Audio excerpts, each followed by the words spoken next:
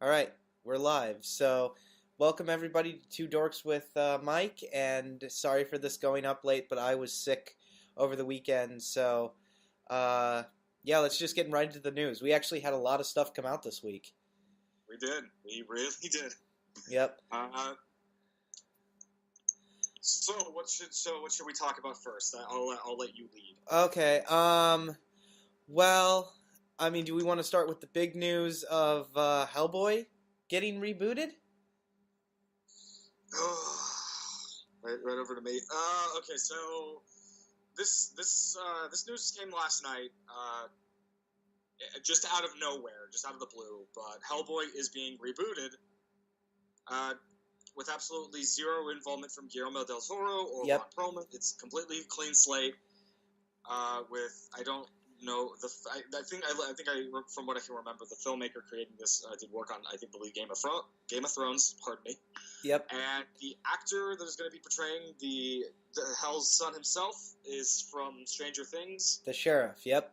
Yeah, both of I've never seen Stranger Things. I probably should. You should, dude. It's amazing. I hear it's amazing. I should such sit a down good and watch show. it by now, since it's getting a second season. But yeah, I don't know anything about the people behind this project, and I'm incredibly skeptical because I mean, growing up, I was kind of still in my youth when the first film came out, and the second film. It's just kind of like one of those things I'd say was part of my childhood, was watching Ron Perlman kick ass on screen as this awesome monster hunter, and Guillermo del Toro did a great job with the material, interpreting it and putting his own spin on it. Right. That was a big deal for me. So to see that it's getting completely rebooted is disappointing. And I think what's disappointing about this so much is, here's the thing. I love Hellboy. I think the movies are fantastic. My only issue with why we never got a third film was because those movies just didn't make money. Yeah, they were not successful, unfortunately. They developed a cult following, a fan base, people behind Guillermo del Toro's vision and Ron Perlman's portrayal, but you were right, they were not successful, and a few months back, it was confirmed that the third movie was officially dead. They were never going to get made. Yeah, which sucks, because I would have liked to see del Toro at least finish his story. I would have liked to see how he would have concluded that, because he did drop minor bits of info here and there of what that plot would have dealt with, and I think it would have been interesting to see that, but we're never going to get to see it, and that's disheartening. Well, my thing is, my question is, why reboot it at all? Mm-hmm. You know what I mean? Not a way of don't get me wrong. I love Hellboy. I think Hellboy's awesome. I haven't read a lot of comics with him, but I've picked up like a collection here and there. But yeah, he's like a more snarky, monstrous version of John Constantine, and that's just. Well, I love that he's so blue collar about everything. You know? Yeah. It's like he's at peace with the fact that he's a monster. He's the one that should technically be right about the end of days. But my he thing makes up for that by being a wisecracking badass who kills monsters for a living. It's awesome. Right. My thing with that is, okay, why reboot it? Yeah, you are. I don't understand why it is to be rebooted. Because those films weren't really successful in like a financial standpoint, you know. But I feel like that shouldn't have stopped the studio to make like an effort to keep it going. Right. I mean, you look at other comic book movies that have been unsuccessful yet would have sparked Spark still get to go on to this day. An example I would say would be like a more obscure example would be Lionsgate when they had the rights to the Punisher. I mean. Yep. The 2004 film that Thomas Jane starred in wasn't that big of a hit, but they still wanted to move forward with the sequel. And had Jane not dropped out of the project, it would have happened. Right. You know, but no, like I said, like my thing is, I'm worried because del Toro was very much a fan of doing practical effects. Yes. My thing with that is, are they going to go practical with this, or are they going to go the motion capture route? Do you think?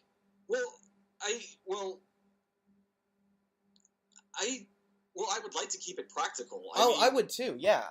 I really had no gripes about them revamping his appearance to keep it practical, so they could actually have a physical actor portray the character. And one of my things I believe is show me your leading man in costume, and I might get on board with this. Yeah. Part of that movie is selling me on the look. Is like, does this actor look believable as this character?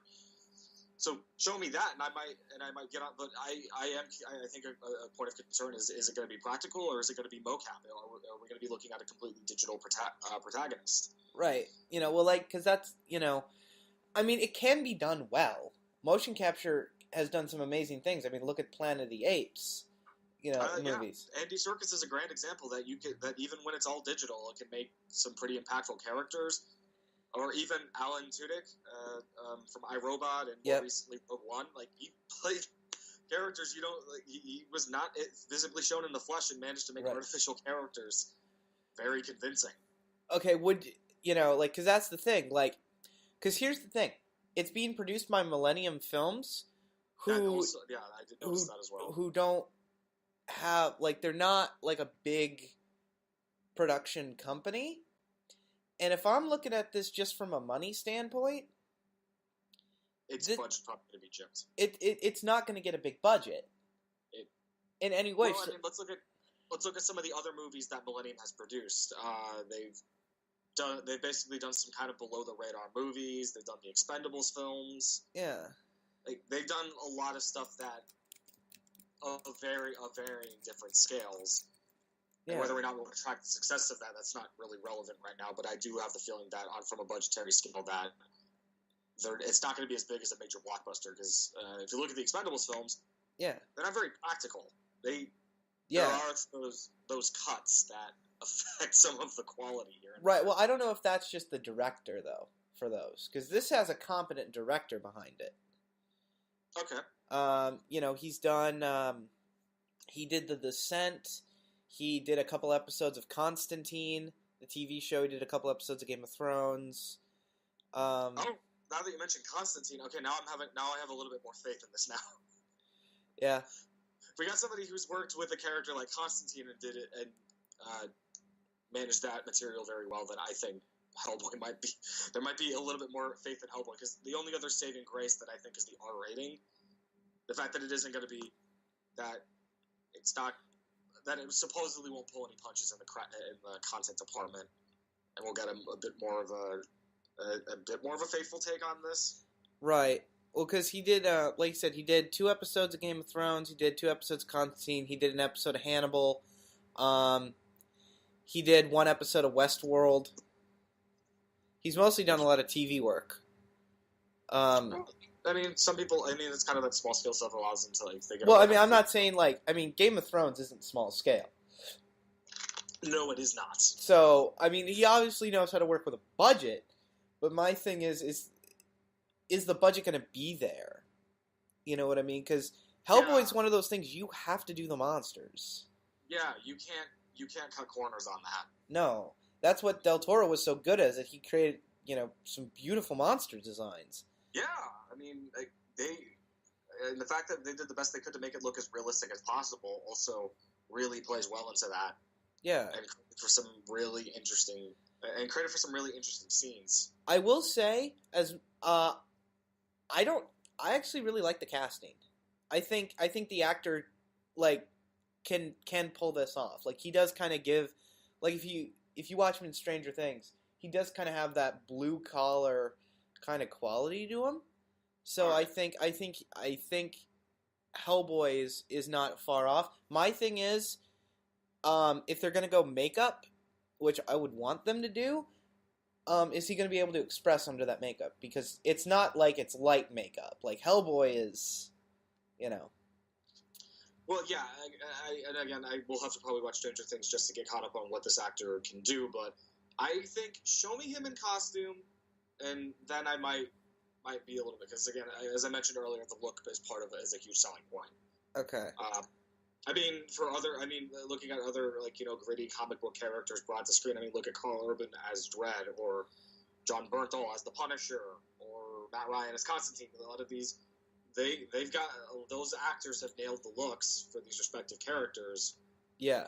Thus bringing a little bit more believability into the performances that they bring. So Hellboy would be no different. My thing is that I'm interested in is that they're going for an R rating. Yes. Which is interesting. I think that'll be a big selling point, is the fact that we'll get more of that comic book material brought to life. On right, because the last two movies were PG-13, so this is going to be an R. Which, I don't know, because that's going to be a thing of, like, are they going to be able to grant the budget for what they need to do with it? Yes. So, I think we just gotta wait and see, because hopefully they reveal more information. I would not be surprised if an upcoming comic book convention is where that happens. Say, give us like the first glimpse at the logo, maybe give us some behind. Give us a little bit more to go out on, other than it's happening. Right. And this is who is directing it. This is who's starring in it. Yeah, like I said, I would be very. Like I said, I just think we need some more information. So, practical effects to bring Hellboy to life, obviously would be awesome to see that again. But if they want to go more all out and give us that short up, like more bigger upper body figure with the hoofs for feet kind of look from the comic books, sure, go ahead and do that, as long as the effects is there to make it look as good as it can. Yeah, I agree with you. Like, but like I said, I would just like to, like I said, I mean, there's not really a lot to go on at this point. They just kind of said, oh, we're announcing that we're doing it. So, yeah. Okay, do you want to move on to, what do you want to talk about next? I don't know, let's see. During the very brief preparation, I sat down and watched the recent trailers for Blade Runner and It. Okay. I guess I can since we're kind of on the idea of kind of like monsters and horror stuff. Right. But It. I have a very lukewarm reaction. Well, because you haven't read the book or seen the miniseries. I will. Yes, I have not seen the original film starring the wonderful Tim Curry, and I have not read the book. Uh-huh. So my knowledge of what this is the absolute zero. I'm surprised. Well, because here's the thing. I liked the first trailer. The second trailer is okay. I'm surprised they haven't at least had Pennywise speak yet. Yeah, that's kind of interesting. I don't know if they're just saving it for like a third trailer, because, like I said, I mean, this movie, like I said, is going to kind of bank on the nostalgia either for the miniseries and the book fans. Mm-hmm. Isn't there production troubles currently plaguing the film? Not that I'm aware of. I know originally it was going to be a different actor playing Pennywise, and it was going to be a different director, which is funny because the Stranger Things people were actually, they wanted to make... you mean the brothers? Yeah, they wanted to make it, but they got turned away. It's funny, I know the people that made this, but I have yet to watch the show. Yeah. But, yeah, I think, like I said, I was surprised that it's just kind of like a clip, and I think the clip looks fine. I think the kids look great. I think they got some good kid actors. That's definitely something that's tough to nail. Yeah. When a horror movie or any movie in general is getting the right kind of kid actors to really add to your film. Right. And like I said, what was I gonna say? It looks fine. Like, it looks good. And it looks genuinely kind of creepy, but I would like to see a little more Pennywise. Like, don't give away, like, the best parts, but, like, you could have him speak, I think. And I think people would... Yeah. So, um, speaking of Stephen King, the Dark Tower trailer's finally out, Yes, and holy shit, it looks fucking awesome. it does. Oh my Uh, god. Oh, it looks so good. It looks so good. I was definitely blown back. I'm kind of sprinkling, talking about it here and there, saying like, "Oh, hey, did you see the trailer for the Dark Tower? It looks like a pretty good movie. Comes out pretty soon." It looks so Like good. it looks like a really good film, and this is another. Did thing you of see? where Did you catch the Easter eggs to the Stephen King I caught universe? a couple. I caught a couple of them. Kind of like those things, like, "Oh, hey, little bits here and there." Like, what did you But catch? I believe the hotel The from Overlook Hotel from The the Shining. Overlook Hotel. I believe there was a little. I believe there was a little hint of it in there, if my memory is correct. Uh, Well, it's not going to because people have been saying like they're going to try to connect the two movies, which isn't going to happen because number one, Sony is making the Dark Tower, and Warner Brothers. Wait, I think it's Warner Brothers who's making. I just watched this. We just watched this trailer. I Yeah, don't remember who did it. yeah. I think it is. I think it is Warner Brothers. Let me just make sure. Well, it's two different production companies, and it usually Yeah, doesn't work that way. exactly. This isn't like the Marvel films where it's all under Paramount, Right. so they do that, or what Fox is inevitably going to do with X-Men and Deadpool. Like, Yeah. they're under the same roof. The exception being Spider-Man, since they have publicly stated that they have an agreement. They have Yeah. they have an agreement, so there's an exception to that rule. Yeah. Until Marvel does whatever they're going to do to reobtain the rights. Yeah. But like I said, it's just yeah, it's interesting to kind of just see. Yeah, it is Warner Brothers who's doing it. Yeah, So there's no way. I mean, I would love that. I would love because like it's not Pennywise like doesn't show up in the Dark Tower, but like his race is alluded to.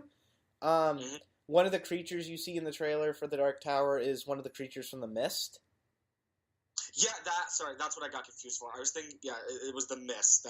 Yeah. I don't know why I thought it. Like, nope, the Mist. Yeah. Like I said, it looks surprisingly good because I thought the movie was kind of in trouble with all the pushbacks, but yeah, we did discuss that. We were you were more concerned than I was that the fact that they haven't really presented any marketing materials is probably much like game development when they hold back review copies, where in this case they're holding back promotional materials to hide the fact that the movie isn't good. right. Like it's just it's interesting to kind of finally see that yeah. But well, I think it looks fantastic. I think Idris Elba oh, he's perfect for Roland. Yeah, that he's character absolutely fits, perfect. Slipper. He looks like a nice isolated solo badass, just doing his thing, and then McConaughey looks fantastic as the villain. Yes, the Man in Black. And then I think it'll be very interesting to see what kind of dynamic they have on screen. Yep. So I think all the pieces are there. This is going to be a good action film for the. Well, what I love is that they kind of just like they kind of came out and said this is not the books. This is a sequel to the books because if you know how the Dark Tower ends and all of that. Okay. That I did not know. Well, because the whole thing with the Dark Tower is I won't go too. You did explain it to me. I do remember. Yeah, it's basically. I had no idea that this was technically a sequel of sorts, but okay, that's interesting. Kind of dodges the bullet of being a straight up adaptation. Well, because I mean, here's the thing: you could make like 3 movies out of like maybe one of those books. You know what I mean? It's just I get you. It's a very very long series, so I think that is probably the better route to go, and I can respect that. Yeah, and all of that, but yeah, the kid looks pretty good. Yeah, like again, another example of like, man, is there just like. Is it just going to be one of those years where we finally find all these have all these awesome movies with good kid actors? Well, one of the kids from the kid in the tunnel, one of the kid with the glasses in the It trailer, He's the one of the main. I think he is the main actor from Stranger Things. Oh, I had no idea. Yeah, so Yeah, he's what do I know? Well, I mean, that's they're kind of getting around, getting in the industry. Hopefully, they don't turn to shit as the older they get, because we all know what happens to most child actors. Yeah, but I mean, Chris Evans' latest movie just released, Gifted, not to be confused with the upcoming X-Men TV show. Did you see the trailer for that? I did not. It just dropped. I saw it while I was supposed to be paying attention in class. But how is it?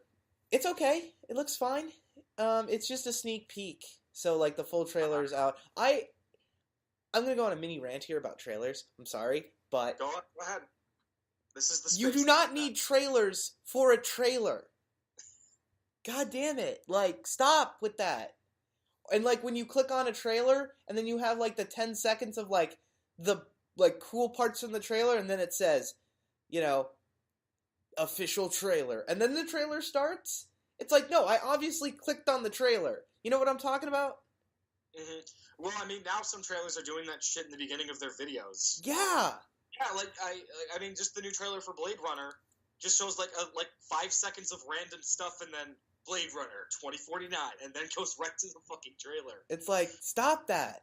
Can we please stop this? Like, can we legitimately stop this trend? If you're gonna show a trailer for your movie, tell us about the movie, please. Yeah.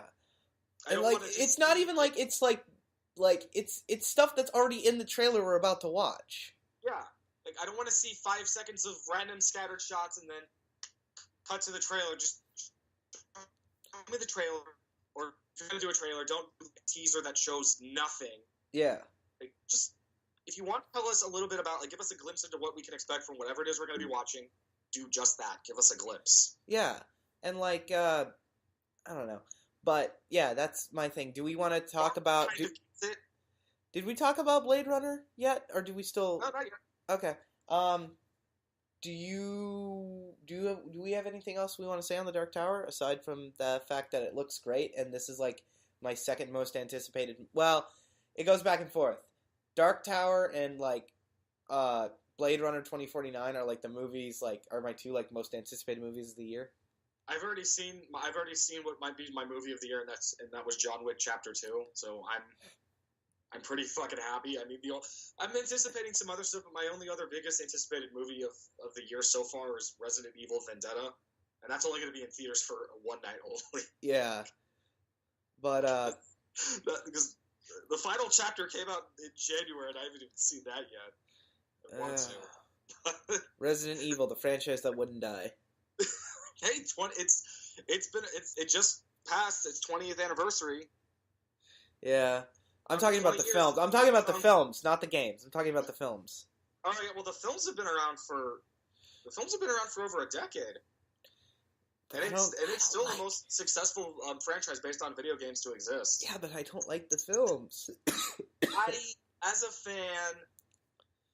As a fan, I can say I enjoy the films in the way that I enjoy the games, where you don't play the games to get scared. You don't play the games for genuine horror. You play them for the characters, the B-movie horror stories, and the gameplay. I watch the movies for a similar thing. I watch them for the characters. I watch them for the cheesy stories, the cheesy action. Yeah. Like it's just a cheese fest, and I love it for that reason. Yeah. And whenever I get around to watching the final chapter, I'm kind of sad that I never got to watch any of those movies in theaters, but hey, I'll get to do that with Vendetta. But I'll watch it. I'll probably enjoy it just as I have the other 5 movies. But. Right. But okay. We can talk about Blade Runner. I love this trailer. It looks amazing. I am a Blade Runner fanboy. I will suck the dick of that movie so hard. You will go down on Ridley Scott for one of his greatest achievements. Oh, like it's just it. Oh, I love that movie so much, and this looks like a perfect expansion on that. My only gripe is that I don't want Harrison Ford in this movie. Okay. because I prefer the final cut version of the film where it's heavily implied that he's supposed to be a replicant, and I feel like if you bring him in, you have to answer that question. Um, and it's got to come down on one of two sides, and that's gonna ruin the ambiguity of it. Well, I mean, I'm not as big as a fanboy of this as you are. I'm more of the casual audience. I mean, I will admit it is a large scale spectacle, and it is a really good movie. Yeah, I had a different set of expectations when I first watched the original film, but I will not step up and say that this is a bad movie. It is by all means a great film. I would probably even go to say that it's perfect. It's really that amazing. Mm-hmm. And I've heard the theories here and there, and I believe even Harrison Ford has leaned in the direction of he thinks Deckard's human. He believes that Deckard's human. Ridley Scott is the one who thinks that he's a replicant. I thought it was the other way around. I thought there was like one point where Harrison Ford came out and like subtly alluded to the idea it was actually a replicant. Oh, I don't know. Oh, I just saw an interview from like 1990 where he talked about it. So I don't know. He may have changed his mind, but like, you know. Well, I mean, I could be wrong.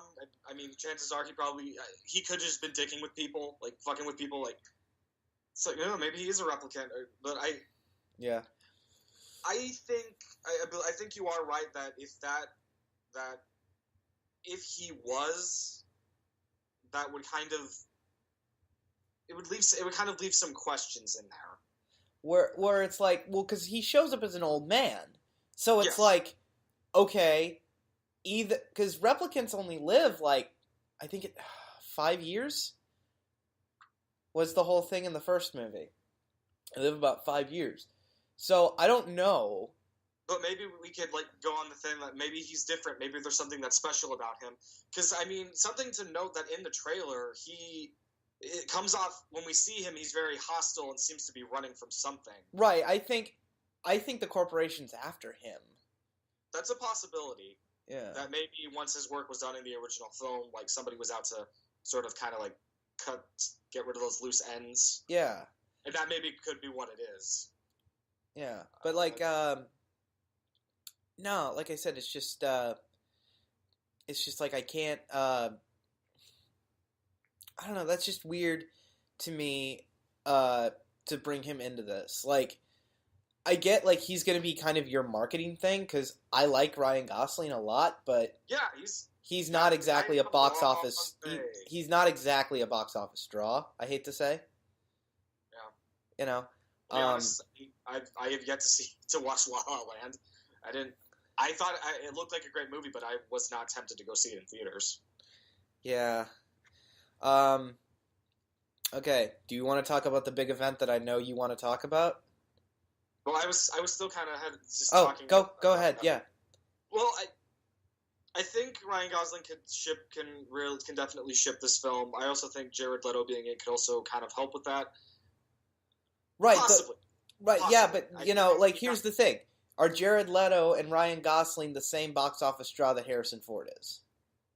Unfortunately, no. Right.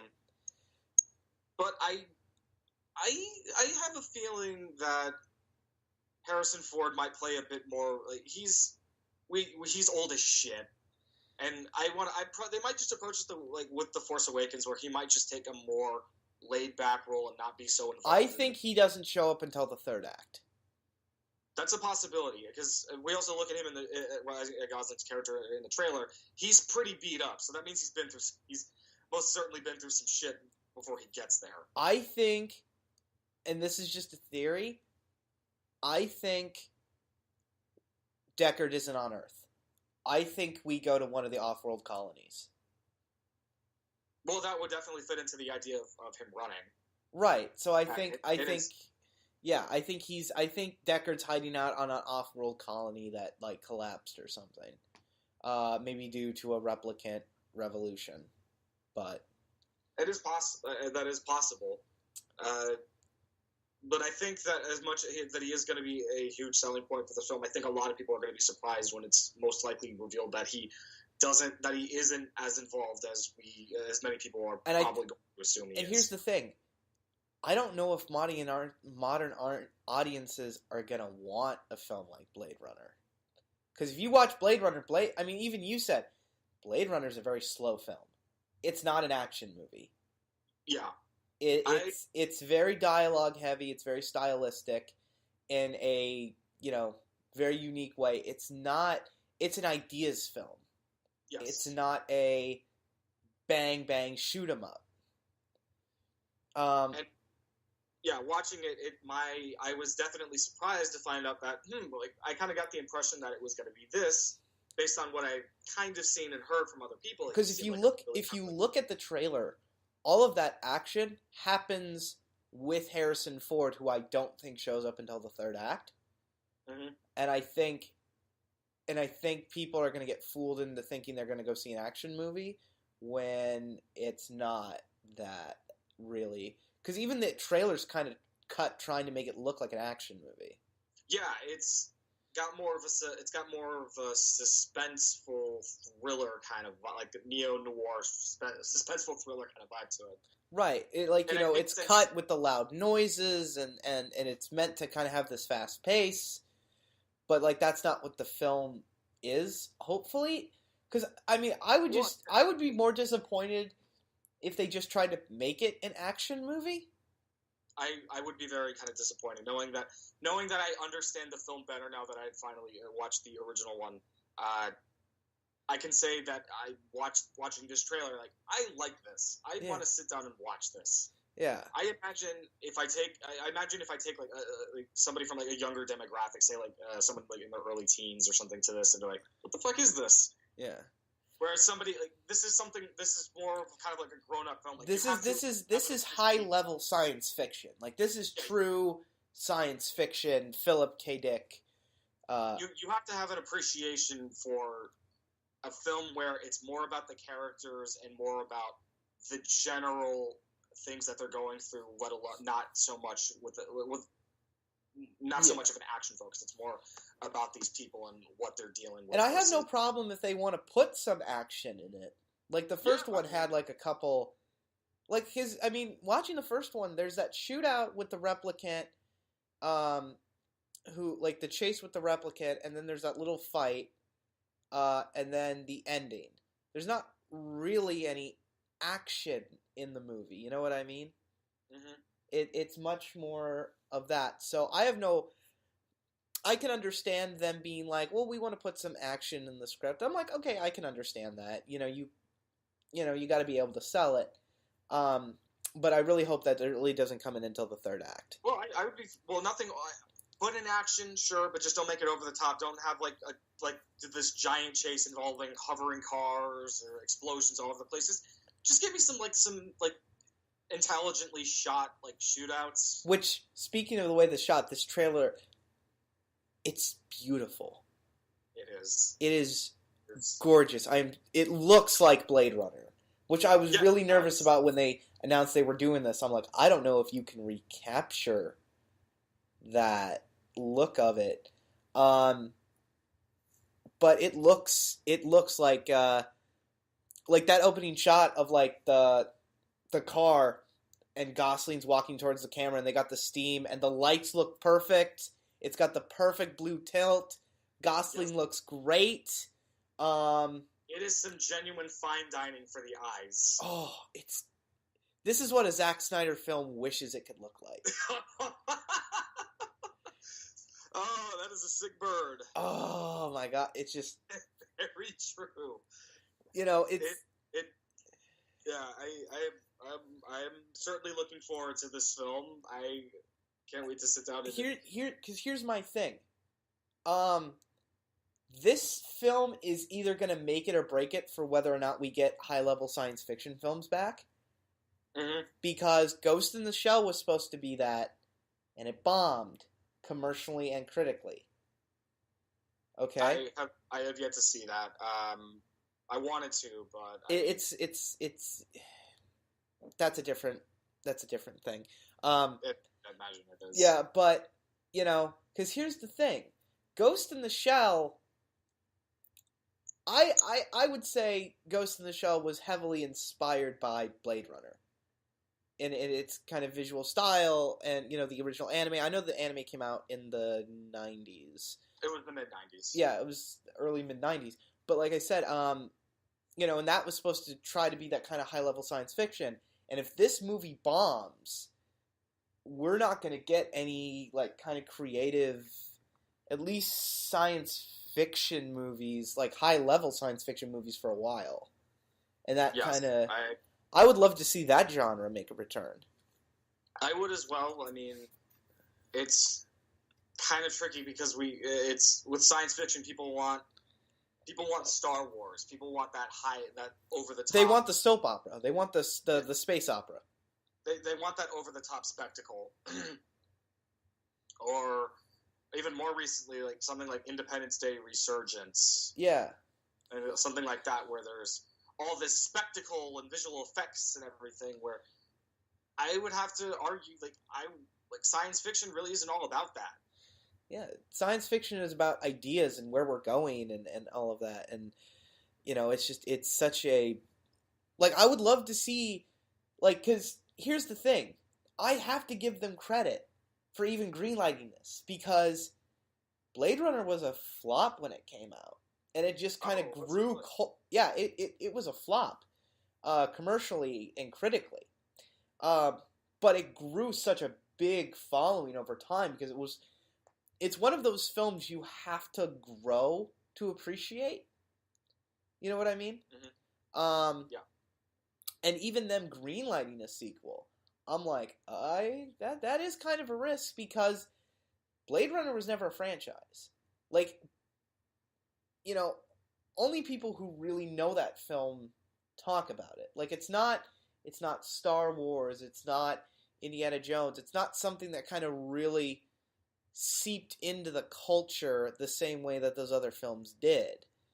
Mm-hmm. So, I'm worried that would happen again. Because, not to say that audiences are stupid, but we did make Transformers 4 the highest grossing film of that year. Oh, God. And that history might repeat itself with this newest one. Yeah. You know what I mean? But yeah, I think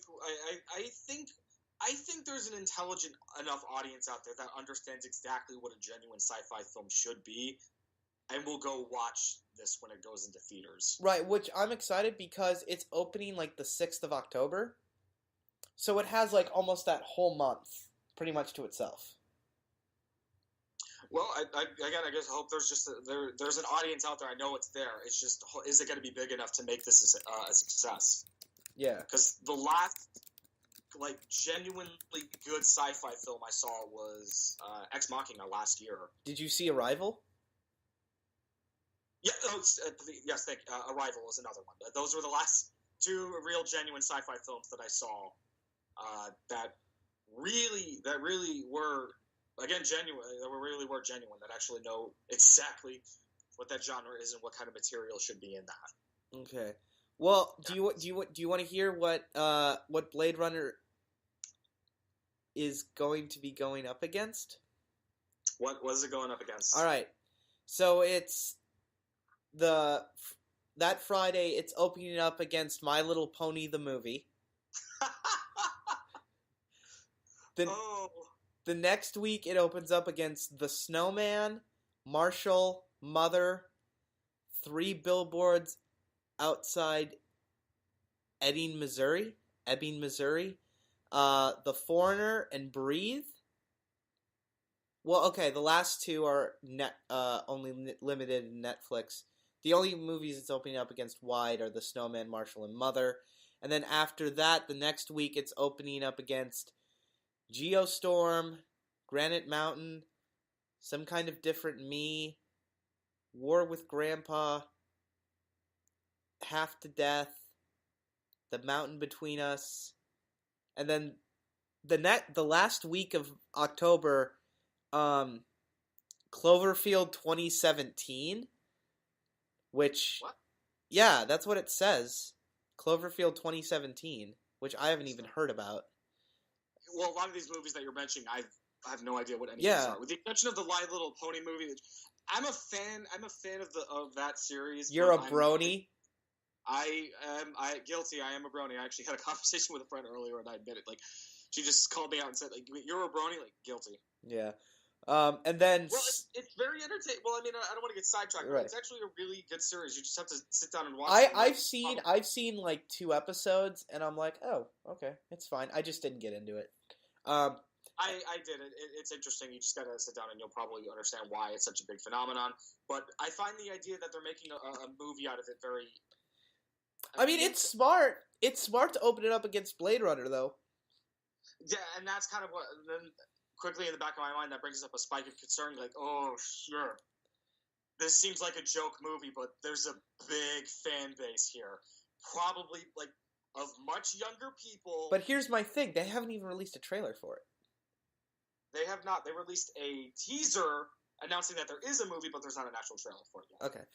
And then the final week of October, you've got Cloverfield 2017, and then Saw Legacy. That comes out this year? Oh, yeah, it does. Yeah, for some reason, Saw cannot die. Yeah. But no, like... Again, they keep saying this is the end of the franchise, but they keep making more of them. Yeah, but here's my thing, though. Blade Runner's pretty much got that whole month to itself. It does. And that certainly is a good thing. Right, because the next month... Because... Alright. November, you've got... You've got Thor Ragnarok, and then you've got Murder on the Orient Express, and then you've got Justice League, all within November. So yeah, Blade Runner pretty much has to make all of its money in October. And its only real competition is something with probably a much larger, younger demographic that... Well, because that's the thing. Blade Runner fans and My Little Pony fans aren't going to have that huge crossover. So it's not like they're going to be competing. Yeah, you are right. I just kind of worry. Not to insult the Brony fans by any means. Not to say they're stupid or anything. I think what the problem is really just going to be that concern of what's going to top the weekend box office. Yeah. What's going to get more buzz with the success? Like, well, who's going to win the box office and how much buzz is that going to get? What do you think is going to open it? Because that is something that I see a lot. Whenever new movies come out, that is a big concern. Like, what's going to dominate the box office that weekend, and how many weekends is it going to do that? Right. Here's the thing. What's going to open at number 1? Blade Runner or My Little Pony?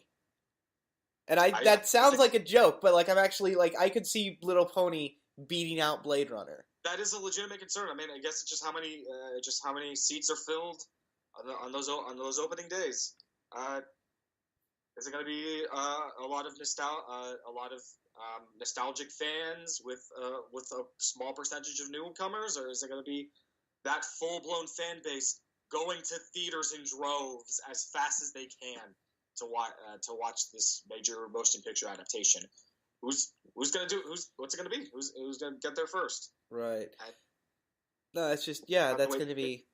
It'll be interesting, but I think Blade Runner might just pull it off, considering that it's a much more grown-up film. You have a lot more of that, and I think a lot more people that go to theaters are, I'd say, probably a lot more of a mature audience, a more grown-up audience. Yeah. Probably goes to theaters more often, so I would imagine that there's a strong possibility that Blade Runner might win, but there's also that possibility that maybe the numbers are just a bit more overwhelming, and it's going to be, you got this entire fan base going all at once to see this. Right. Well, and here's adaptation of a TV series. And then of course, the big one in December, Star Wars. Yeah. Because that's the thing. Because that means Blade Runner has to make its budget back in that 1 month. Well, it probably will have its window of time. I mean, it's like that's the thing. It's got a really good window of time, considering the 2 months after. Because what comes out before it? Let me see.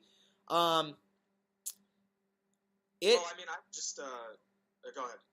Okay, so it comes out the 8th of September. Kingsman. Oh, Kingsman: The Golden Circle. Golden Circle comes out September 2nd. September 22nd. So that might give it a run for its money.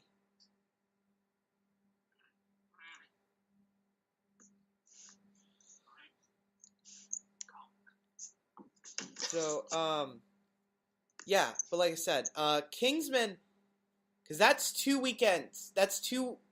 There's a weekend in between when they release. Is it going to be able to knock Kingsman out of it? Possibly. I know Kingsman was a very successful film. Was a very successful film. I mean, being an example of that a comic book movie that deters away from its source material can do pretty well. Right. But I mean, I would say it was the creative minds behind it having a hand in this. I mean, well, it's going to be exciting to actually see Matthew Vaughn actually make a sequel. Yes. Well, I mean, he's very. I like how much of a close kind of bond he has with the material he adapts. Yeah, like he's a very good, capable set of hands to do that sort of thing. Yeah, like I mean, just look at X-Men First Class. X-Men First Class, Kick-Ass. Yeah, I mean, just look at how Stardust shine.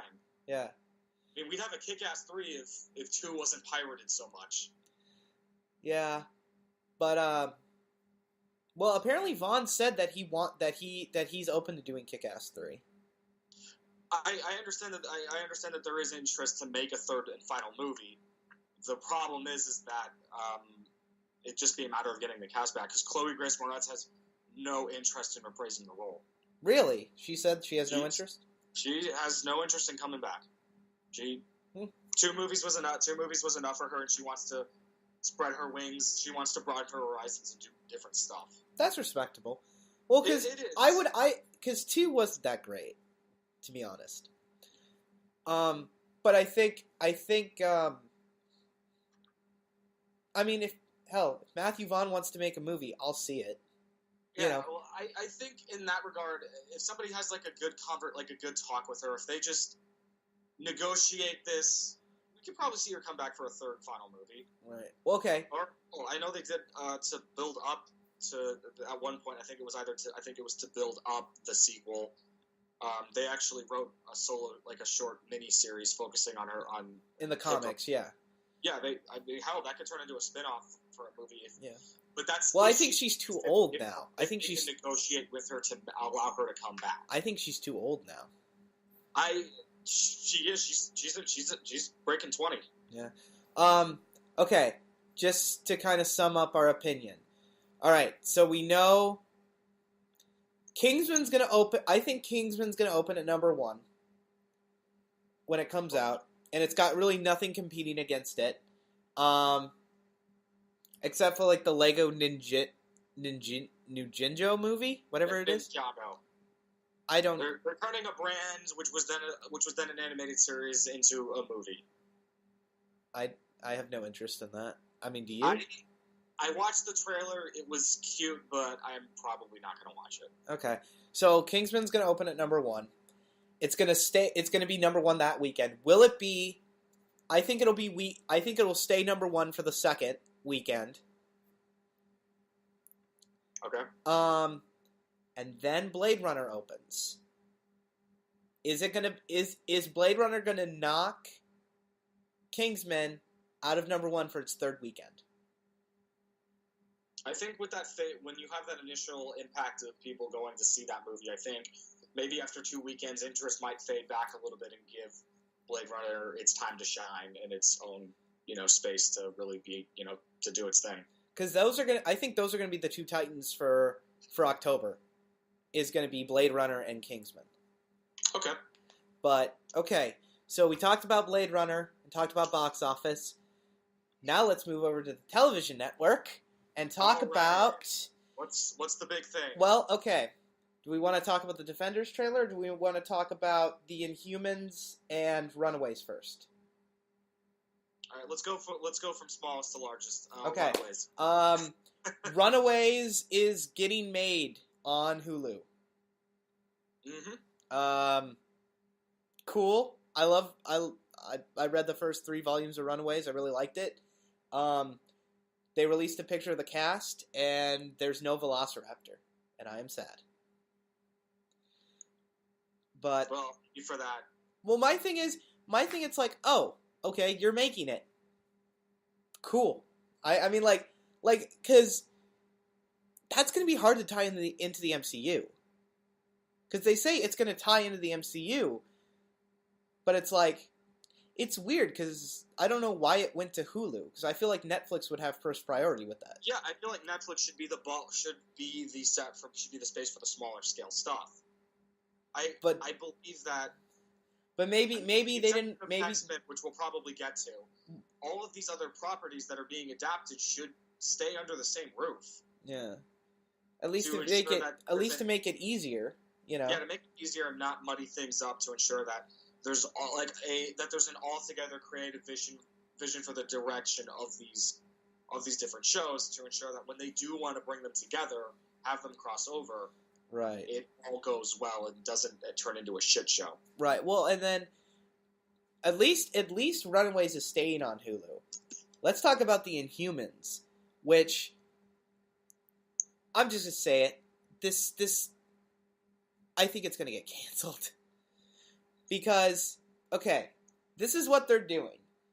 They're doing a 2-hour pilot that's being released in theaters for a limited time. And then it's going to go to ABC. What? Yeah. That's the... What? It's a 2-hour pilot that's going to be limited release in theaters. That makes zero sense. And then it's going to go to ABC. That makes no sense to me. You can't have movie and show. It's got to be one or the other. Yeah. That is really confusing. Like, I should just have to watch it in one place or the other, not both. Like, if I want to see a movie, I will see a movie. I don't want to watch a 2-hour prologue and then the main content on television. And honestly, the cast doesn't look that great. Have you seen it? I have. The picture they released? My attention. You seen the picture they released? Yeah, I did see the picture, and I was kind of like, what's with these costumes? They look cheap. Anson Mount looks weird as what's his name? Black Bolt? Yeah, it's Black Bolt. Yeah, Anson Mount looks. I'm a big fan. I'm a fan of his work. I'm a fan of Hell on Wheels. I enjoyed his role in The Evil Within and the other little parts he's had in other movies. So I was kind of like, oh wait, he's playing a Marvel character. This is cool. So, but then I see him in costume in this cast photo. He looks weird. Yeah. He and all the other characters look strange. Like, what happened? Medusa looks weird. Like, these look like these look like a step below the costumes you'd see for characters on CW shows. It does. Arrow and Flash have better costumes than this. Supergirl has a better costume. Yes. So, like, it doesn't make any sense to me that this is gonna be. Not to mention, how are you gonna do Inhumans at all on ABC budget? Yeah, I feel like this should have been a Netflix thing for, like, this should have, no questions asked, put it on Netflix. Because I know their plan was originally to do a movie, but I guess at some point that went to shit and they had to scale it down. Like, put it on Netflix! And here's my thing. This would have been perfect for it. How are you going to do Lockjaw on a TV budget? Right. You have a comically large telepathic dog. How are you going to do that on TV money? Yeah. Is he just not going to show up? Because they confirmed that he's going to show up in the like the 2-hour pilot or whatever it is. So I'm like, oh, okay. But if you're already releasing it as a movie, just make it a movie. Yeah, why can't it be a movie? Why can't I just go to the theaters and say, like, one ticket for Inhumans, please? Yeah. And just watch the whole thing. Because it's like, that just like doesn't make any sense to me. Like, of why do it as a movie and then make it a TV show? It makes no sense. Because that's just weird. Because like, Agents of S.H.I.E.L.D., even though I don't like that show, works as a premise for a TV show because you can do that on a TV budget. Mm-hmm. With Inhumans, you're talking a full cast of heroes. Yeah. You're talking about, like, a superhero team, like a full ensemble cast of superheroes.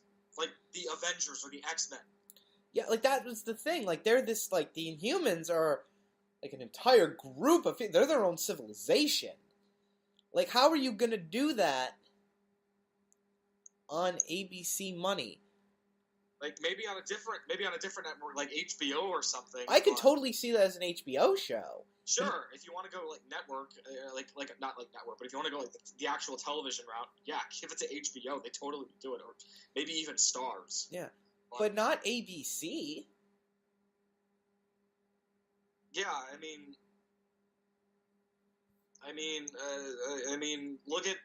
would say look at what NBC's doing with their stuff. I mean, they have Supergirl and they have Powerless. Two different things. One that's sort of a low budget affair with just simple human characters, and then you have a slightly high budget affair with actual, superhumans in it. And there's a good balance there. I mean, the effects on Supergirl are pretty decent. And then Powerless, again, works pretty well around the fact that it's about human characters living in a world of heroes. But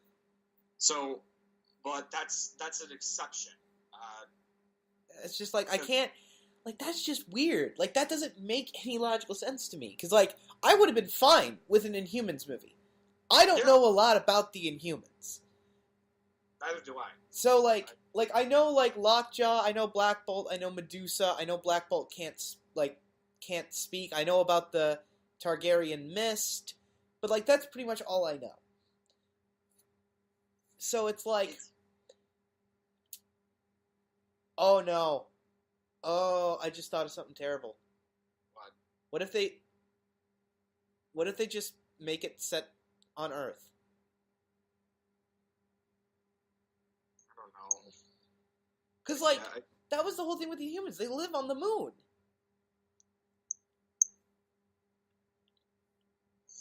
We're just going to have to wait and see. And I'm not anticipating that because I am really concerned. Yeah. I am... Like, if this is going to be, like, my gateway to this property, it's not looking good so far. Yeah. We deserve better. That picture looks terrible, and, like... Anson Mount, you deserve better. And, like, why... Again, you can't do Lockjaw on a TV budget. No, it's going to look terrible. Unless they're just going to, like, have a stunt dog... I don't want a stunt dog. You can't. You have to. With Lockjaw, it's got to be comic accurate. You can't bullshit that. Yeah. You can't. I'm surprised they didn't crop Black Bolt's head down. Because he's got a smaller head. Mm-hmm. So like they didn't even try with this photo. This looks like bad Halloween costumes. Yeah, like I said, it's a step. It is a step below the quality of costumes you see on the CW shows. Yeah. It's like this is like early 2000s superhero kind of bad. This is like X-Men 1 quality. Not to insult like X-Men 1, like that was the best X-Men movie we could have gotten at the time. But it's like, let's all be honest. In retrospect, we were kind of blown back by the all black leather outfits. Yeah.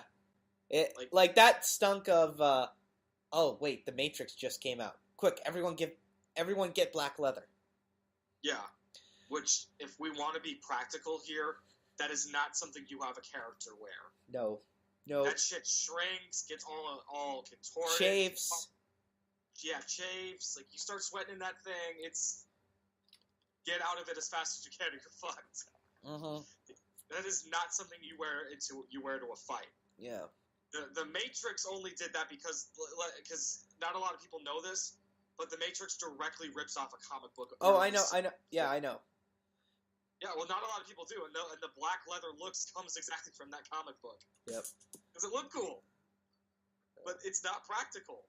Yeah. Sure, in a digital world where it's an imitation, where it's not real, that makes sense. These are just their digital personas, and they want to look badass, I guess. Okay, but so being realistic, no. Do we have anything else we want to say with Inhumans? Other than I'm worried, and if I could talk to Anson Mount, I want to ask him, what did they pay you to do this? What did they pay you? Because I think I honestly think that show's gonna get canceled. It probably will. I feel bad for him because he's a good actor. Yeah. He's not a big name, but he's a good actor, and I do not want to see him get burnt badly by this. Yeah. He deserves better. It's like, hell, you put him in another comic book movie or some other comic book related property, he could do better. Yeah. This is gonna burn him and the rest of that cast. You know, it's like it's unfortunate. It's unfortunate that this is what's happening. I just yeah. Marvel, it's a hit. It's always like a weird back and forth. Sometimes they're doing something cool. Other times, that shit's getting weird. And this is one of those times where shit's getting weird. Yeah. Oh, it's produced by the same producer as Iron Fist. Oh God! Why?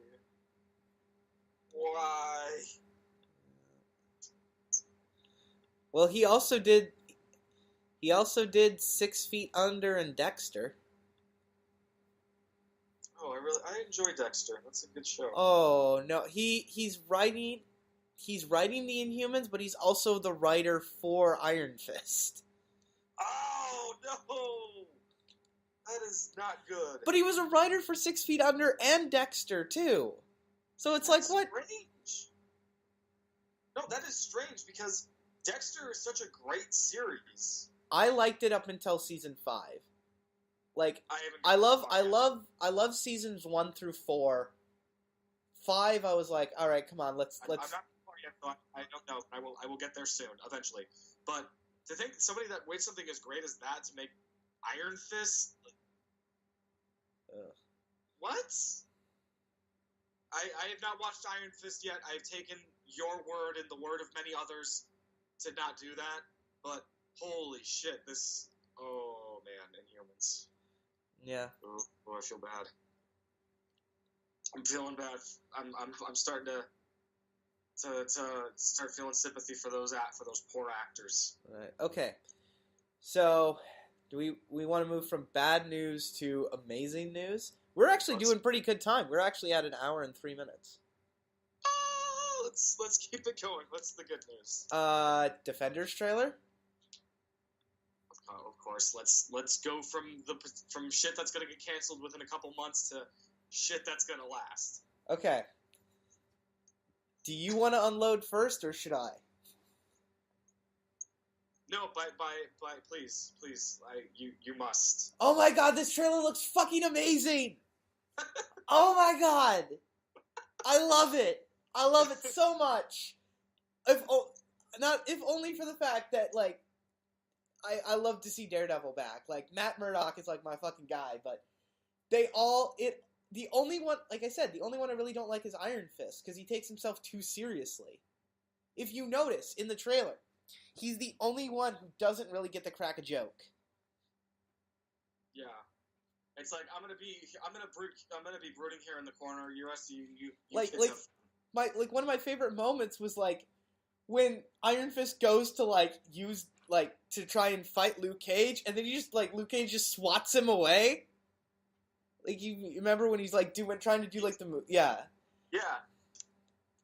Well, he probably doesn't know, or he's probably like, bullshit, and tries to fight, and just... Yeah. And then he gets sidelined, boy. And then he gets hit with the Iron Fist. But, like, I love Luke Cage's response when Danny's like, I am the immortal Iron Fist. And he just goes, you're what? You know? Yeah, it's like, you can already see that there's a nice dynamic between these characters. Yeah, it's like they're gonna get along just fine. Yeah, fucking all these heroes with different backstories that from different places, different histories, coming together to fight a common enemy. I forgot how much I missed I didn't realize how much I missed Jessica Jones until I saw this trailer. And I'm like, oh yeah, I really do like you as a character. Like, you're awesome. Yeah, I really do like the character. I just wasn't too enthused by the show itself. Right. Well, I think because she's kind of like this. Like I just love her interaction with like the team. And like who do you think Sigourney Weaver is playing? Haven't they already revealed that information or not yet? No. As far as I know, I haven't found anything revealing. I'm clueless. I have no ideas. I don't. Because I'm looking. Like I said, I'm looking. I have no ideas. I just. That hallway fight looks dope as shit. Yeah. Well, I'm just hoping at some point in this series, we get to see Matt suit up as Daredevil.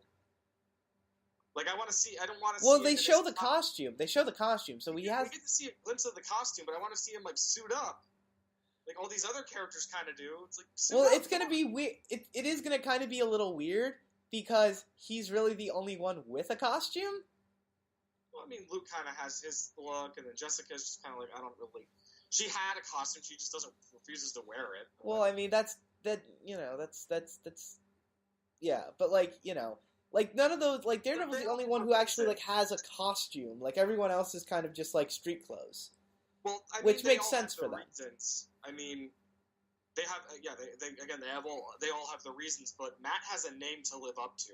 He does. He's the devil of Hell's Kitchen, and he has a look that fits that motive, that fits that title. So it only makes sense for if he's going to do stuff in that name. That's to fit the look. Right. I wonder what happened to where like he can't get to his costume and he's got to wear Jessica's scarf. Yeah, I kind of find that funny. Like, we get it. He's a blind man.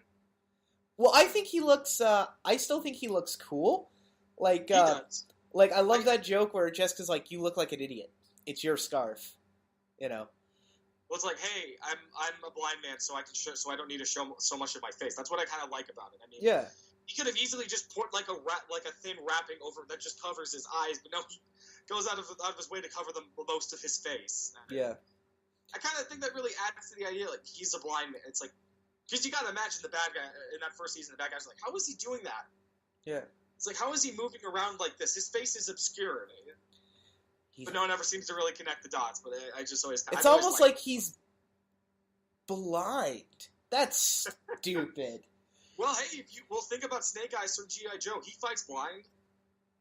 Is he blind? He wears the visor over. I thought he took a vow of silence. He took a vow. No, it's kind of muddy here and there. In some versions, he sustained a lot of injuries, and his vocal cords were impaired. In other versions, he took a vow of silence. Oh, okay. But his look is generally the same. But one thing that's common about all of his costumes is that he wears a visor to cover his eyes. He fights. His vision is perfect, but he chooses to fight blind. Oh, okay. I don't know that much.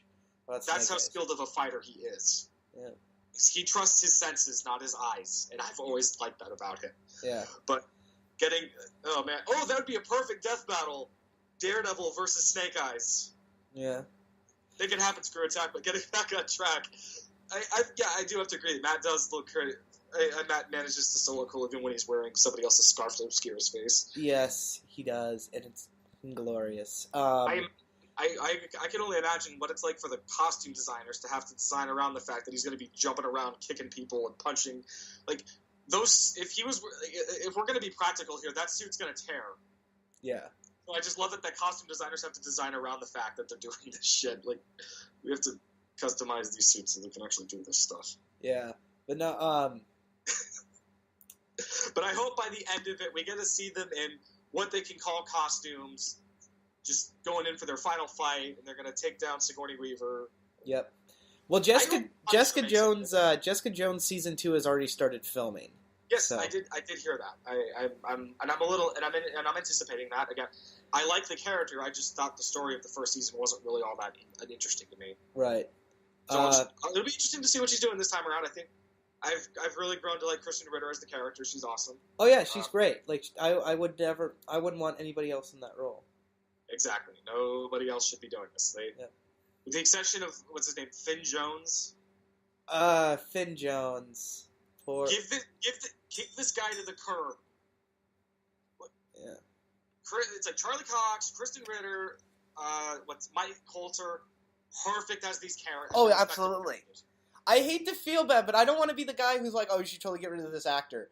But like I didn't like him in Iron Fist, and like in this, I'm like, you're obviously the weak link. I'm sorry. Yeah. Well, I'm not saying like let's not get rid of the actor, but let's get this guy out of here. Yeah. He doesn't need to be here. Fuck, just call up Frank Castle. He'd probably be like, well, fuck it, I get it. How much you want to bet that Claire's gonna die in this? I don't know. I don't know. Rosario Dawson's a bankable actress. Yeah, but here's the thing. I think she's the Coulson of the Netflix shows. Possibly. I think she's going to be the one that finally gets them to, like, actually, kind of be the different... some consequences to what they're doing. Yeah. But...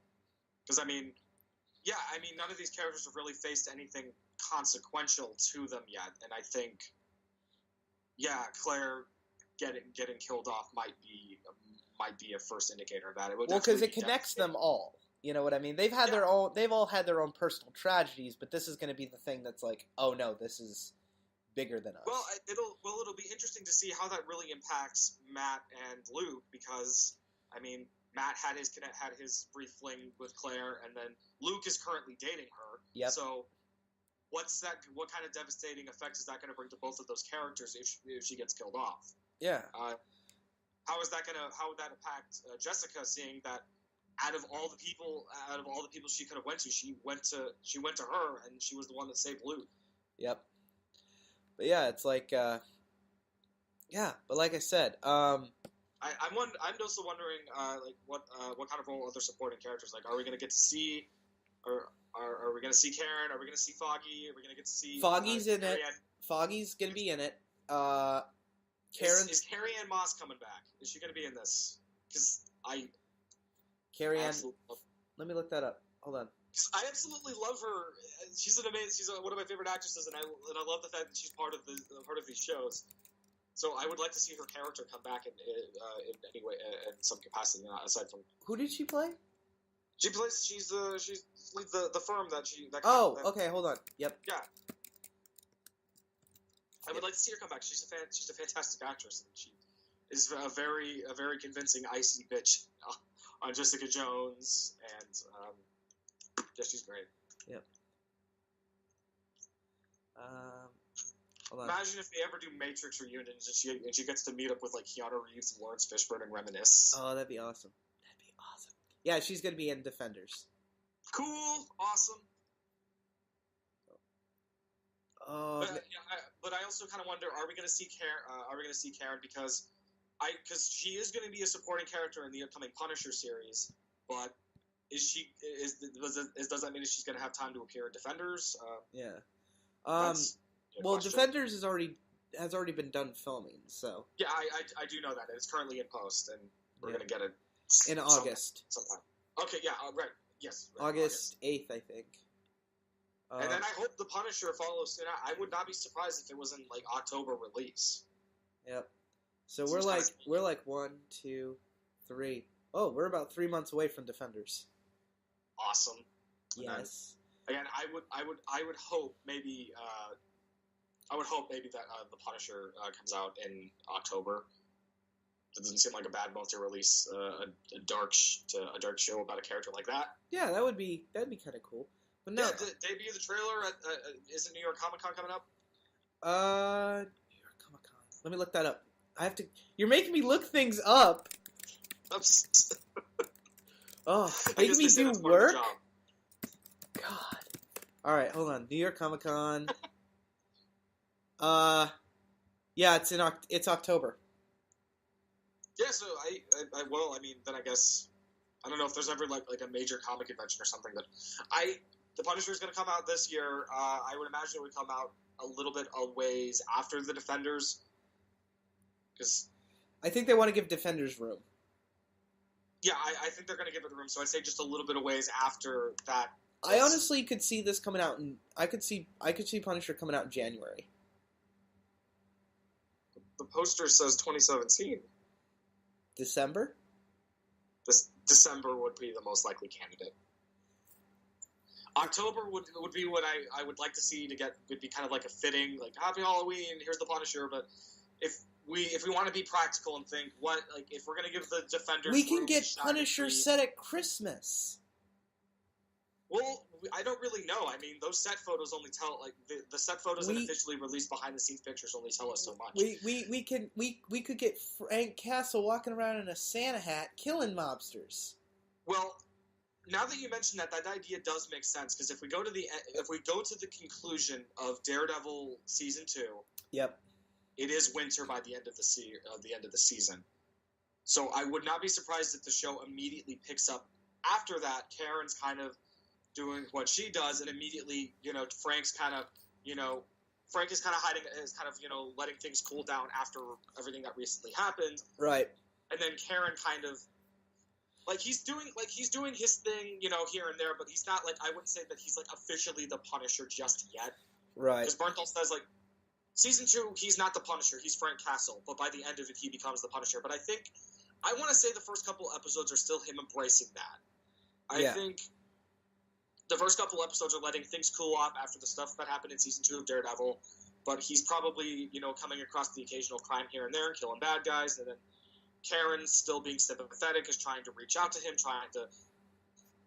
that connection, trying to help him in any way they can, and they're whatever they have probably develops more and more as she gets to know him better.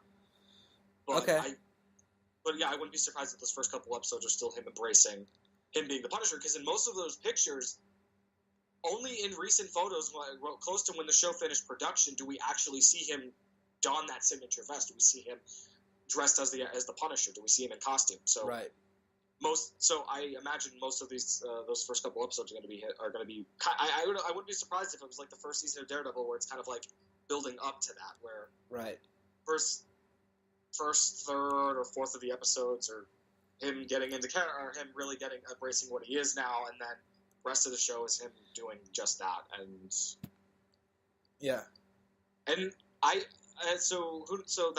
that's possible. I would love to see him make an appearance in the Defenders, because I think that would be just another good way to have him and Matt butt heads. Yep. For ideals, and maybe have Jessica and Luke get in the mix about what they think of what he does. Because I mean, they're all sharing the same space, so I would like to kind of see what they all think of each other. I mean, we're going to get to see the four of them, these Iron Fist, all these characters kind of think about how do they get along? What do they have in common, and what do they conflict on? And then we'll throw the Punisher into the mix, and what do they all think of him, and who agrees with him and who doesn't? Yeah, but oh shoot, we're almost an hour and 20 minutes. Okay, anything else you want to talk about? Any big news that you can think of? Well, I mean, talked about all the general big points. I mean, all the general big stuff. I mean, everything else that the only other news that's we could talk about the rumor that Deadpool 2 is going to be casting key 3 X-Force characters. Really? From what I'm reading in this article, there's a rumor that Sunspot, Feral, and Shatterstar are trying to be cast for Deadpool 2. I did not hear of this. This just broke while we were talking. Oh, all right. Well, I imagine people were still digesting Josh Brolin as Cable. But do we want to talk about Josh Brolin as Cable? We didn't talk about that last episode. Well, the short version of it is I'm very enthusiastic about this. Josh Brolin is an amazing actor. I love his work. I think this is going to fit him like a boot, and it's going to be awesome as Cable. My thing is, like, people were like, oh no, he can't play Cable and Thanos, and I'm like, I don't care. As long as the performance is good. I don't care either. Let's be honest. When Ryan Reynolds posted about this, he was making a joke. Right. I doubt he is legitimately having reservations saying, because, let's be honest, he's cracking a joke here. Yeah. He'd be one of the biggest hypocrites. The guy is triple dipped. Yeah. He's quadruple dipped. Let's see. He played a key character in Blade Trinity. He played Green Lantern. He played a shitty version of Deadpool, and now he's playing a better version of Deadpool. Well, because that was the thing. He went from Marvel. He went from Blade to X-Men Origins to Green Lantern, and then Deadpool. Yeah, the guy has been all over the place, and other major actors and other actors, big and small, have done the same thing. Chris Evans, let's look at that. Yeah, he's Captain America. We all know him in that, but he was also Johnny Storm in 2 Fantastic Four movies. He was in another. He also dipped in DC by playing in an adaptation of The Losers. Yep. Which, oh my god, I would love a sequel to that, but it's probably not going to happen. But yeah, he was in the adaptation. I love of The Losers so much. I love that. It's a great movie. That was a fun movie. Did you ever read the comic? I want to read. I read a couple pages of it. I love the art. I do too. He should just draw everything. That art is just beautiful. Oh my god, no, that would make a perfect fan film. Let's make a fan film for The Losers. We should totally converse later and talk about that. Oh my god, yes. We got so much stuff to do. But, yeah, I don't really have anything... Well, I'm still kind of going over it. Like, then he was also in Scott Pilgrim vs. the World, and then he was in Push. Yep. He did and he was also in Snowpiercer, which is an adaptation of a French graphic novel. So he's done. Which I love. Snowpiercer was like one of the best films of like the last. I would say it's one of the best. It's up there as like one of the greatest films of all time. I love Snowpiercer. Chris Evans. He doesn't get the chance to really do a lot of other stuff, but when he does it really well. Oh yeah. He's one of those guys. He does. When given the chance to do other kinds of roles, he is awesome. He's a really good actor. Okay, because hold on, we can talk about one more topic if we want. We're at an hour and 22 minutes. Do we want to talk about who we think's going to die in Infinity War, and who's going to get renewed and who's not? Who's going to stay? Okay, we can. Totally. All right. Let's get the obvious one out of the way. Captain America. Well, Evans has said that he's open to playing it more. That's got to be pressure talking because this may just be a case of like conflicting opinions, but because he has stated it because there was an instant right when the MCU was still dawning. Mm-hmm. He could not deal with the pressures of being a part of a major like franchise and sought therapy as a result. Right. And then more recently, I mean, he had reservations about being in, like, going back to Marvel movies to play Captain America. He was concerned that it was going to ruin his career, and when it didn't. Yeah. He was enthused, but then he sought therapy, and then he had reservation, and then more recently he spoke about the idea of running as far away as he can once his contract ends. Right. Because the MCU is keeping him away from acting in more movies that allow him to really flex. Well, I heard he kind of wants to quit acting and be a director. Well, he doesn't want to quit acting. He does want to do more stuff as a filmmaker. Right. Like I said, but Marvel is constricting him and not allowing him to do the stuff that he actually wants to do, and that is filmmaking, and that is appearing in different genres of film. Right.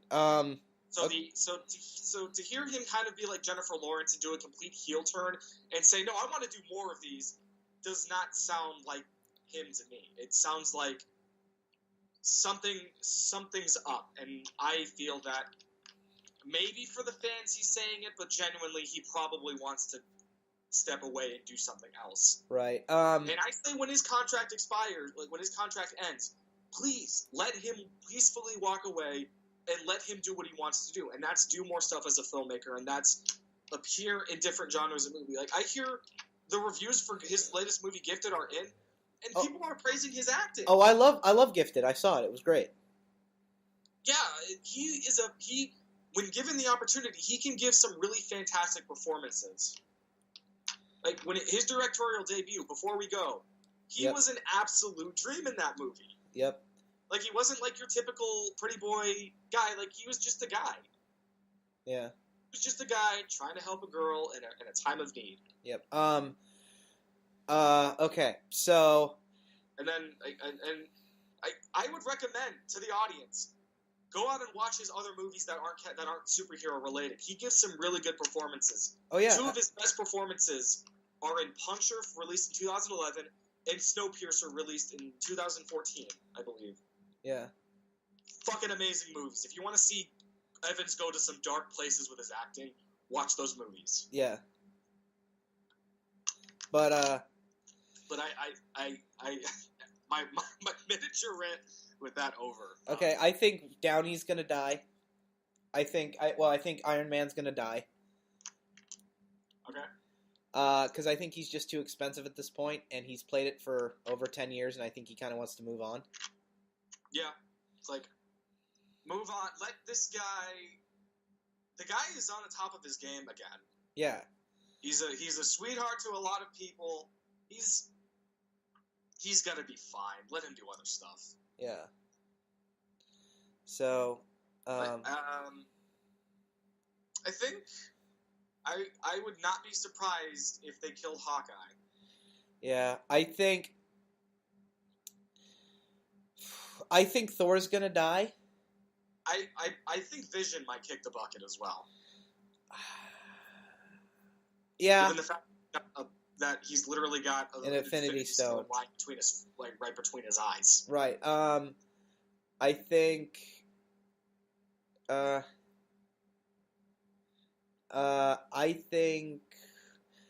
think the big 3 are gonna die. I think the new Avengers lineup after this movie is going to be Spider-Man, Black Panther, Captain Marvel, Scarlet Witch, Doctor Strange. Who am I forgetting? I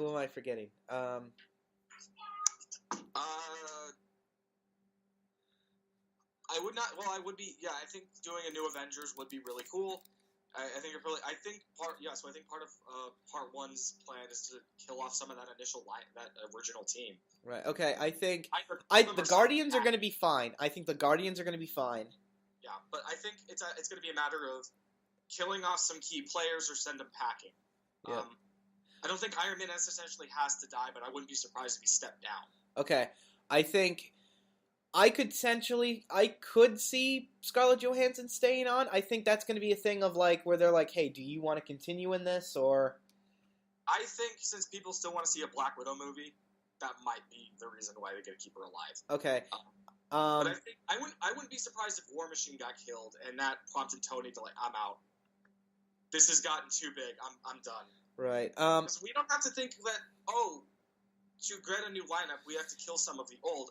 Again, maybe some of them could just finally retire and just stop doing what they do. Is Nick Fury gonna die? Well, if we've known the past, Sam Jackson is never safe away from dying in a movie. Yeah. That's a brother you can get away with killing on screen. Yeah. Bucky. I think Bucky could stay. Well, I still stand by the idea of killing off Steve Rogers and then passing the mantle on to Bucky. Yep. Because even when people, like, when Falcon became Captain America in the comics, people asked Anthony Mackie, "Do you ever think you're going to become the next Captain America?" And he knew what he was talking about and said, "It's not my turn yet. Bucky's the next guy." Yep. So he knows. Yep. Applaud him for knowing that. Like, yeah. Good for you. Is Mark Ruffalo gonna stay? Because he'll have one film left on his contract after after Infinity War Part 1 and 2, or whatever they're going to call it. And they have no interest in doing a solo Hulk movie. The only other Hulk movie I could see happening is they do the one that takes place like at the end of days, where he's like the last main like sentient being on the planet. Yeah. But they'll never do that one. Yeah. Falcon, I think, is gonna live. Well, yeah, because Falcon's awesome. I love Falcon so much. I could see Hawkeye dying.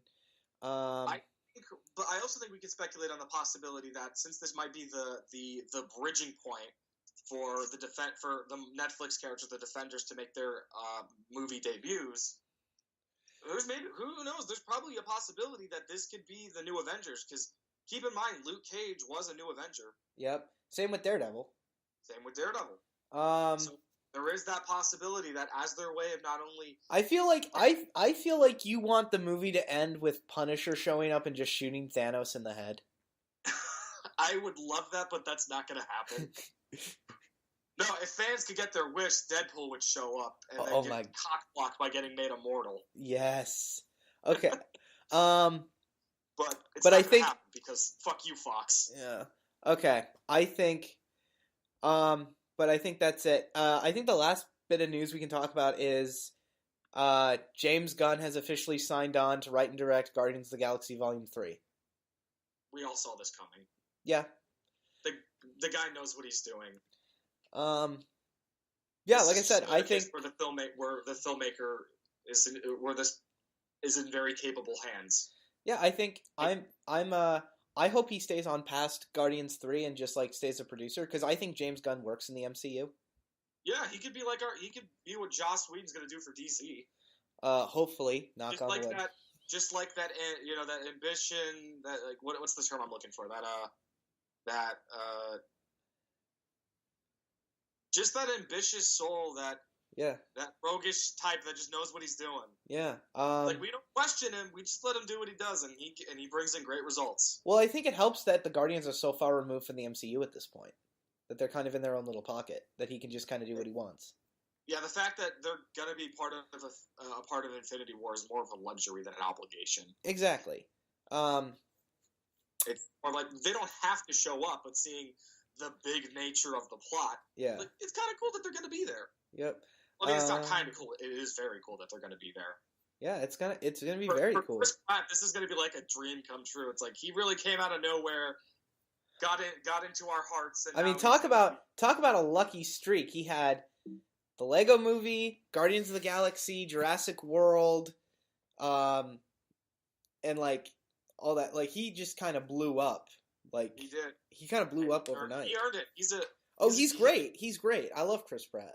He's a cool guy. He is a very, very cool guy. He is not an asshole. He is a lovable goofball, and he gets work. Yep. All right. Well, we've talked for an hour and a half. Is there anything else we're forgetting? Because I don't want to. Because I know as soon as we end it, some shattering news is gonna break, and it's just gonna be. You just said during this conversation some stuff broke while we were talking, so. Yeah. It seems like a very likely possibility where this ends and new stuff's gonna get announced. That's just how it is, and we gotta save it for the next one. Yeah. I mean, there's video game stuff, but I don't think we want to talk about that. I mean, what video game stuff do you have? Because I have like an hour and I've got like another hour and 26 minutes left on the thing for the podcast.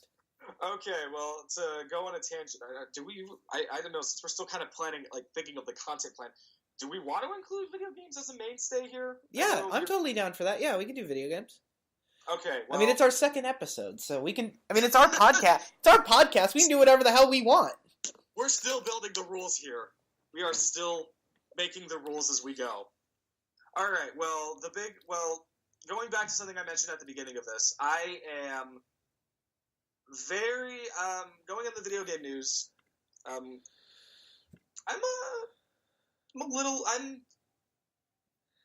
I'm enthusiastic about Resident Evil Vendetta getting closer and closer, but I'm starting to feel a little concerned about it.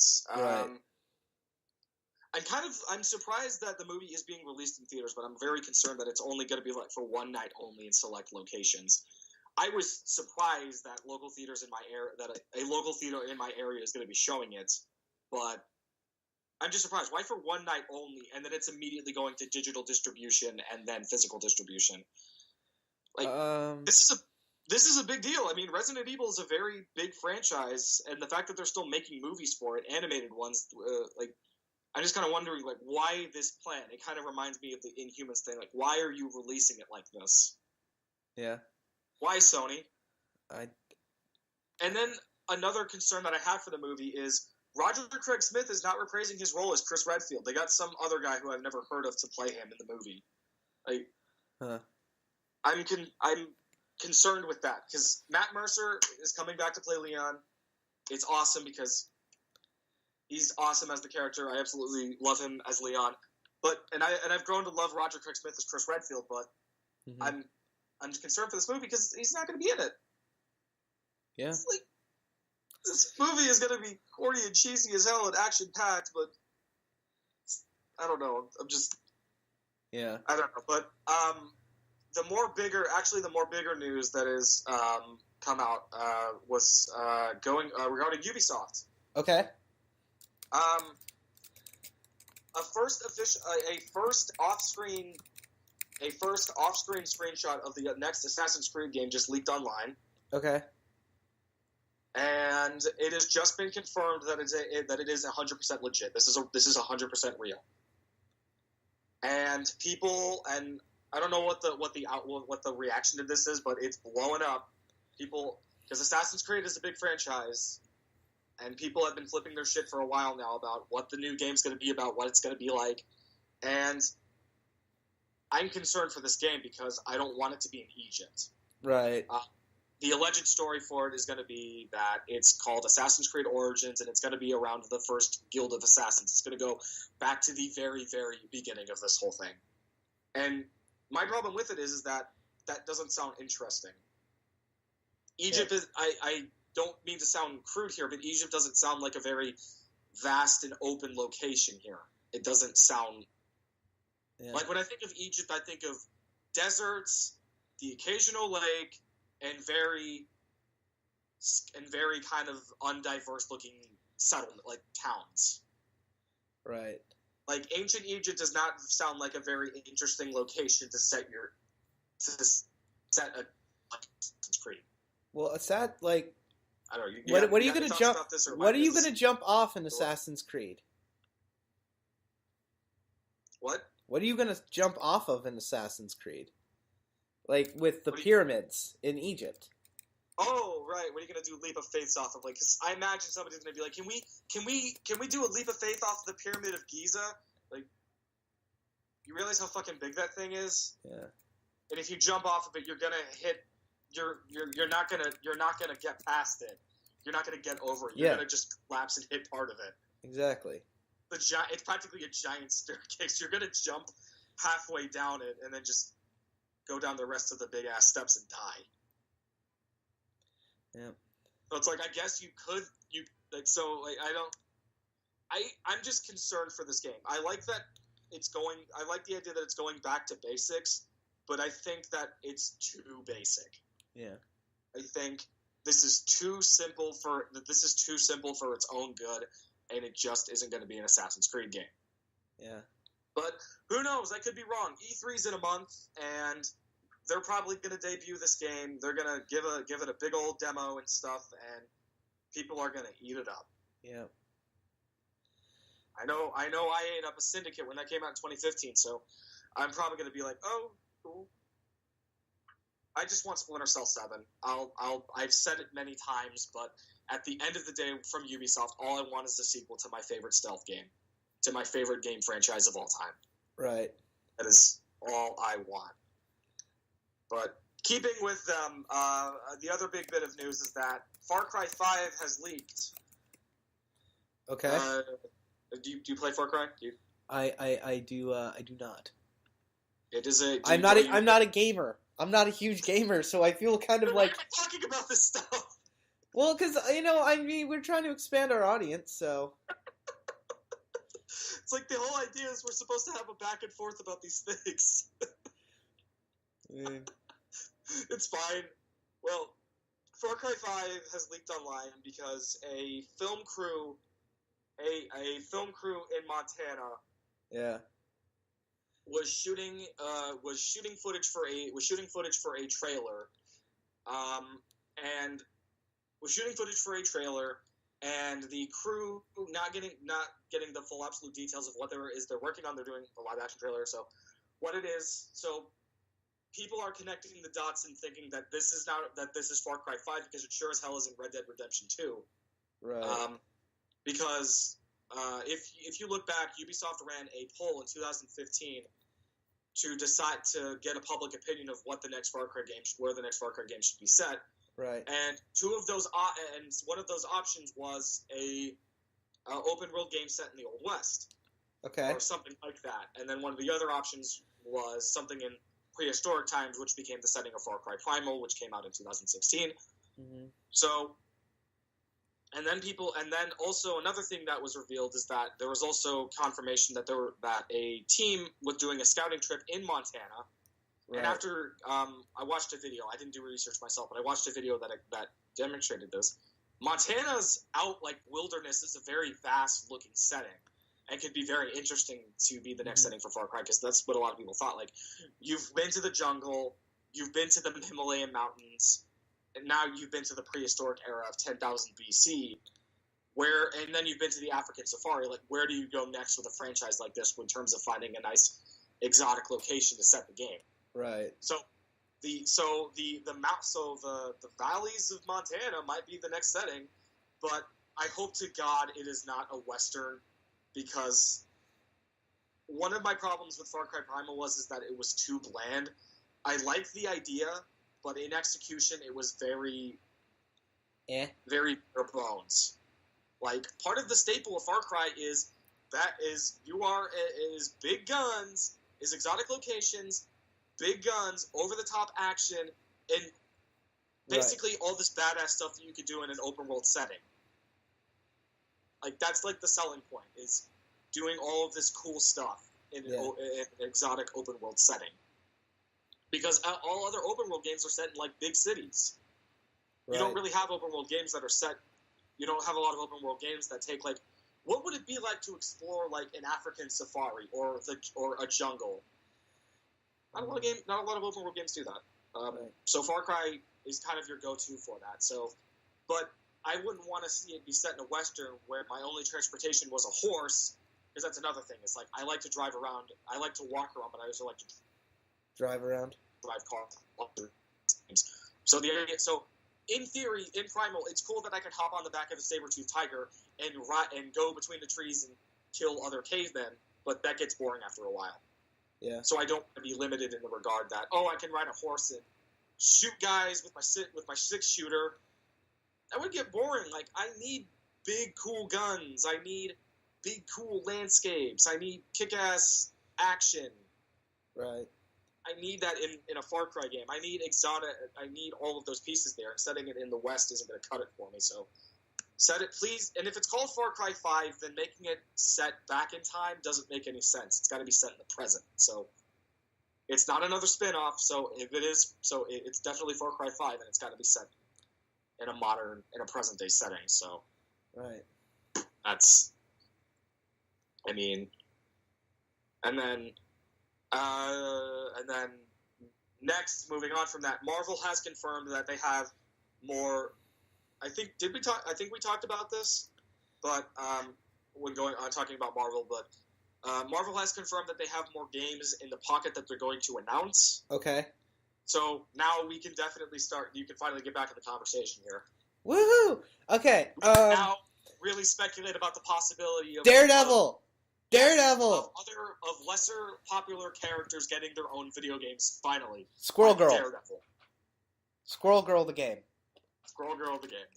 The dream of getting an open world Arkham style Daredevil game might be within our grasp, people. We might finally get this. That's awesome.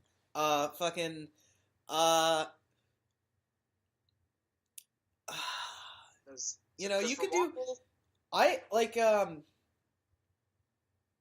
mean, I think it would be cool because I know they're doing that Avengers game, which for Marvel, Spider-Man PS4 and the Avengers project, along with Guardians of the Galaxy by Telltale, is only the tip of the iceberg. Video games are going to become a core pillar of their media. So, and they say they have many, many more projects in the pocket that they're going to be announcing. Whether or not that's going to, how soon that's going to be, what game, are they going to announce them all at once? Yep. Are they going to announce them at E3? I bet they're going to announce another one or two at E3. That's probably a confirmation on top of Spider-Man PS4. So, but since video games are going to be a big part of their media now, that's going to be a core pillar of what they're doing. And since they said they have more projects to announce, we can now speculate on the possibility that more obscure characters like Daredevil are going to get games. Yeah. And if they want them to be good, like Spider-Man PS4, and because Spider-Man PS4 looks fucking awesome. It looks great, but I still want to know what the gameplay is going to be. We will most likely know in a month at PlayStation's conference. We will probably know, but. I wish we had more money. I wish we had more money to do this, so that way we could send you down there and you could Well, I'm technically we're technically not the press yet. So since E3 is now open to the public, it would be kind of a pointless to send me there because if you're not with the press, it's a bitch to get to actually get to demo games to get to. I mean, yeah, I could sit in on the press conferences, but I wouldn't actually get to go behind the scenes or sit behind closed doors and see these games in action from close up. Right. Well, I mean, I'll probably talk about this with you more offline. I'm gonna see if I can squeeze it to where I'm gonna be able to go to New York Comic Con this year, so I can see if I can get some some Comic Con exclusives. Hell yeah! I mean, journalism is. I mean, being an analyst and being a journalism is really in the hands of what you do with that. Do you actually want to go all out and go out of your way to treat it like a profession, to treat it like a legitimate career, or do you want to half-ass it and just report on the hot topics and just not do much with that?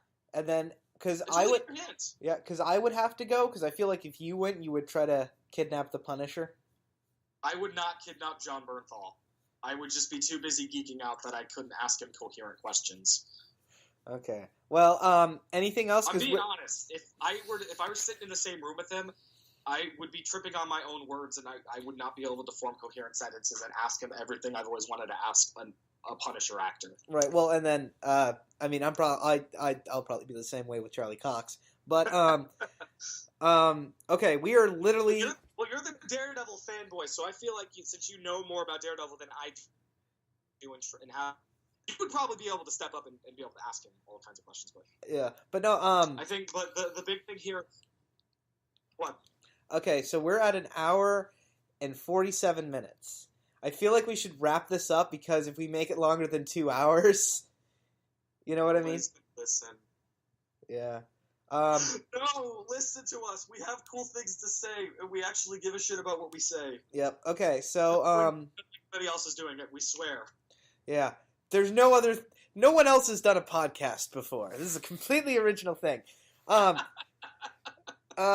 So do we have any other comments or any stories that we want to comment on right now? No, I think doing the tangent about video games. I mean, I'm just excited that Marvel has more projects lined up. They aren't just announcing every little thing that's into active development. They actually plan this shit out allegedly based on what they're telling us. So fingers crossed that maybe at this year's E3 we might finally get that Daredevil video game, or in the next year or two, because they're making video games. If they're going to focus on video games, they better fucking do it. Yep. All right. So okay. So with that, do you want to leave the sign off? Oh, this has been two Dorks, One Mike. I'm James. And I'm Kyle. Have a great night, guys. Bye.